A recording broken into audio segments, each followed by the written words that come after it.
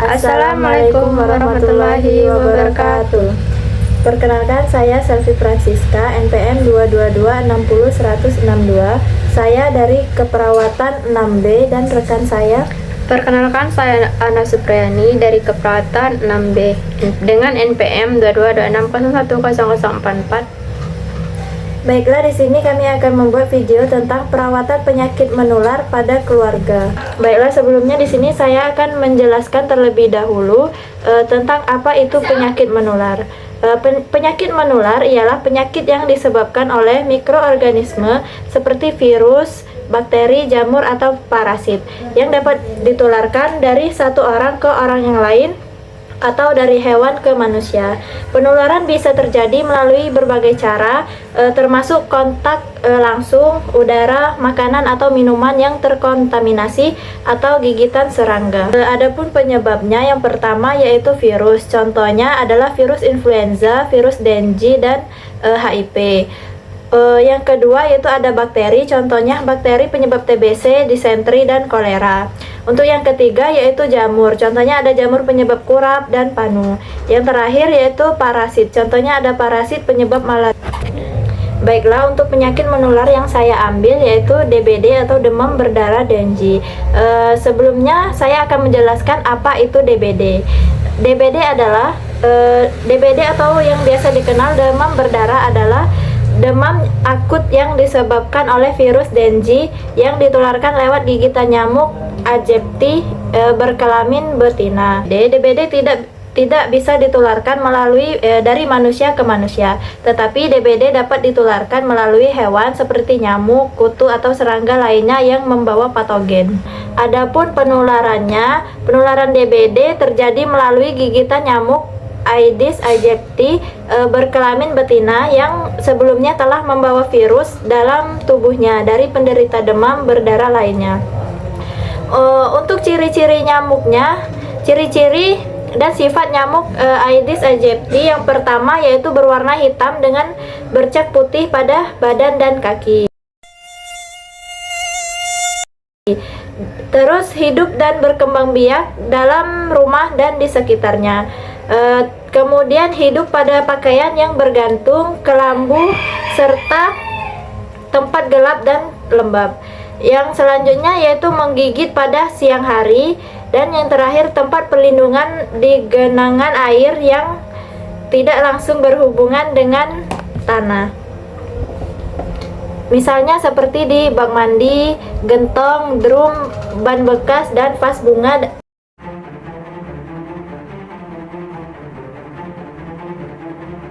Sebelumnya Ibu sudah tahu kan apa itu DBD? Iya. Penyakit ini ditularkan melalui gigitan nyamuk Aedes aegypti yang sebelumnya telah terinfeksi virus dengue. Anda harus mencegah timbulnya penyakit ini di lingkungan tempat tinggal Anda. Bagaimana caranya? Baik Bu, di sini saya akan menjelaskan bagaimana cara pencegahan penyakit menular DBD ya Bu. Untuk pencegahannya di sini ada 3 langkah. Yang biasa dikenal yaitu 3M ya Bu. Yang pertama itu ada menguras air di dalam bak. Jika Ibu menggunakan bak di rumah, Ibu dapat mengurasnya minimal 1 kali dalam 1 minggu ya Bu.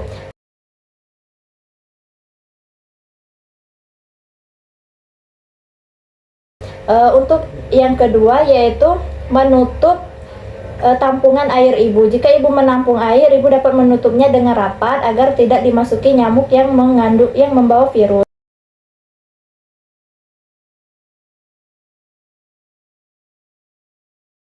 Untuk yang ketiga yaitu mengubur barang-barang bekas yang sudah tidak dipakai yang mengandung air ya Bu. Ibu dapat menguburnya di bawah tanah yang tidak dapat menampung air. Ya.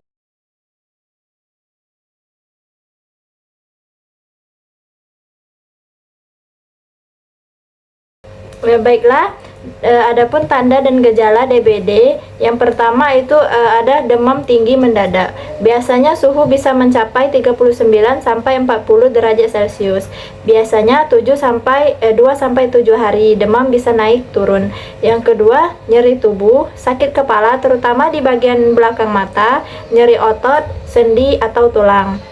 Yang ketiga, gangguan pencernaan seperti mual, muntah, dan nyeri abdomen. Yang keempat itu ada tanda pendarahan seperti bintik merah pada kulit, mimisan, gusi berdarah, mudah memar, muntah darah atau BAB hitam. Itu tanda berat.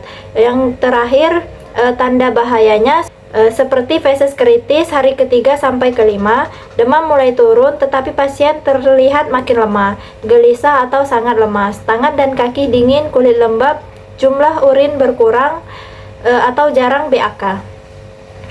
Terus selanjutnya ada perawatan pada pasien DBD. Yang pertama, istirahat cukup, pasien harus banyak istirahat di tempat tidur. Yang kedua, pemberian cairan, minum air putih yang banyak, bisa ditambah jus, susu, kuah sup, atau oralit.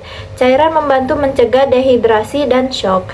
Yang ketiga, nutrisi harus seimbang, berikan makanan bergizi mudah dicerna seperti bubur, sayur, dan buah. Yang keempat, obat penurun panas.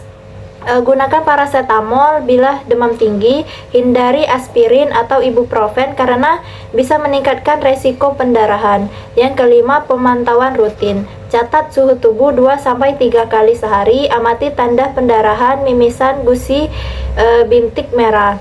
Perhatikan frekuensi buang air kecil pada pasien. Yang keenam, segera ke fasilitas kesehatan jika demam tidak turun lebih dari 3 hari. Ada tanda pendarahan, muntah terus-menerus, atau tidak bisa minum, nyeri perut hebat, lemah sekali, atau tidak sadar diri. Baiklah, itulah tadi video dari kami. Kami akhiri. Wassalamualaikum warahmatullahi wabarakatuh.